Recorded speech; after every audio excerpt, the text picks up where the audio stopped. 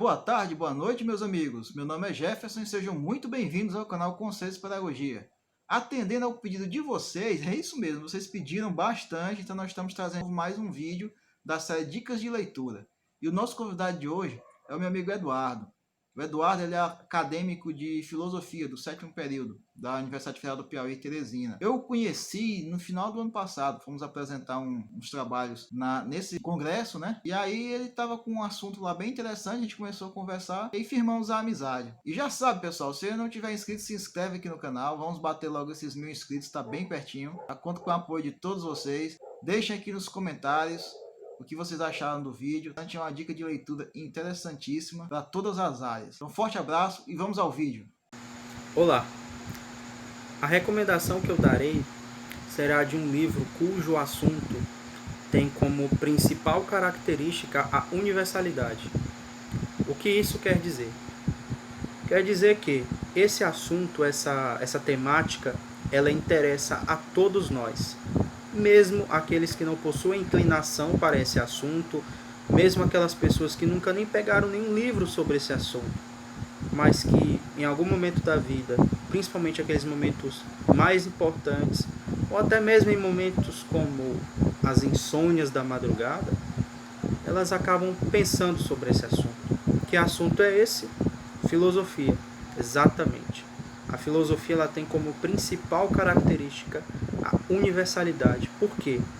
Porque os assuntos tratados pelos filósofos, pelas obras filosóficas e pela filosofia como um todo, são assuntos de maior interesse. Mesmo que essa pessoa seja extremamente ocupada e não tenha tempo algum para refletir sobre si mesma, sobre seu destino, ou sobre seus antecedentes, ou sobre a estrutura do mundo, enfim, sobre os assuntos que a filosofia trata como um todo.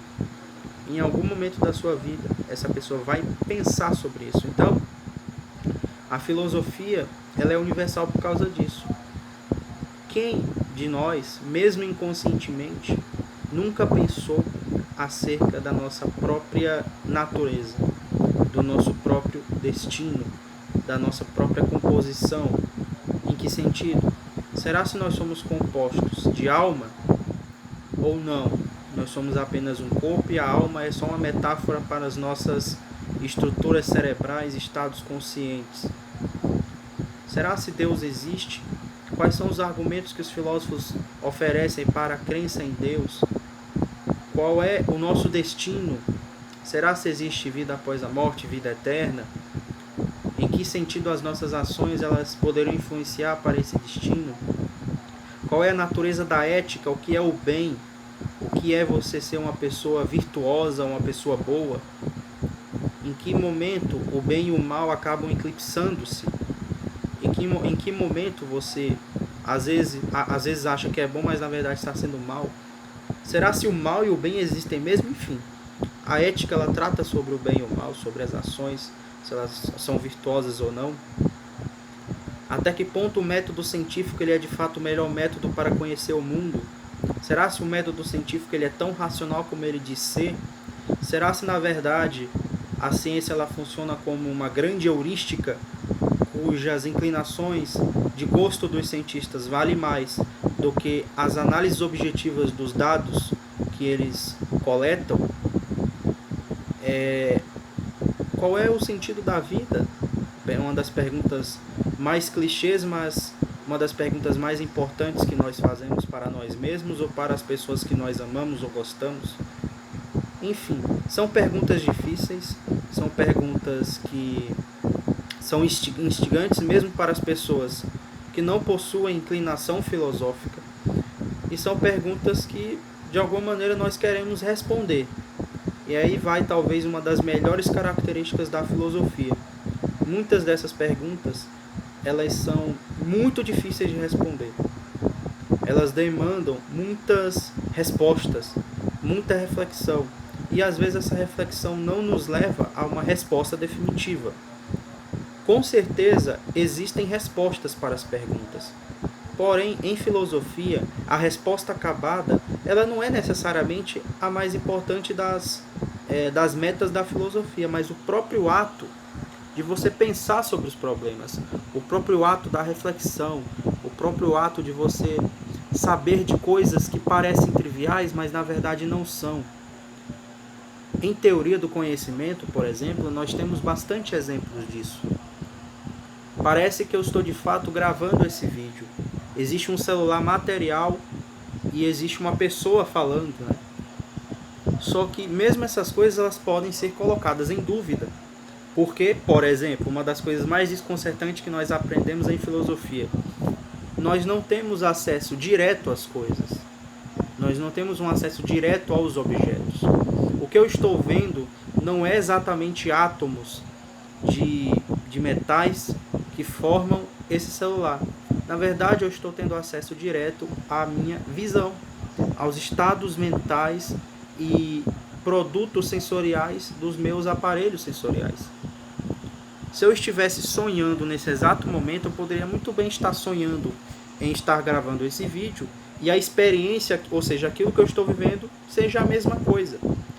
Então, até que ponto aquilo que nós vivemos não seria uma leda ilusão? Ou seja, a filosofia ela tem essa capacidade de nos desconcertar. E muito mais do que isso, não só nos desconcertar, mas também iluminar algumas questões que nós pensamos.